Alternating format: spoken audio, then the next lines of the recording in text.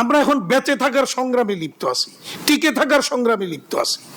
এবং বাংলাদেশের আমি যদি বলি যে আমার প্রায় 38 বছর আমি এই সেক্টরে, এবং নেটওয়ার্ক সেক্টরের শুরু থেকে আমি এর সাথে সম্পৃক্ত।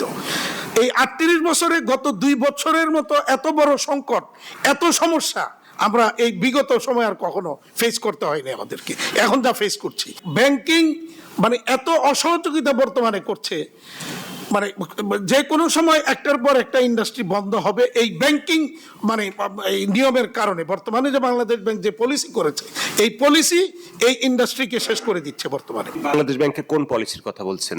বাংলাদেশ ব্যাংক আপনি যদি দেখেন যে বাংলাদেশ ব্যাংক এক্সপোর্টের যত রকমের ফ্যাসিলিটিগুলি ছিল একটা একটা করে গত 2-3 বছরে সব প্রত্যাহার করছে। যেমন ধরেন ইডিএফ ফ্যাসিলিটি ছিল $7 বিলিয়ন, ওইটাকে কমাইতে কমাইতে 2 বিলিয়নে আনছে।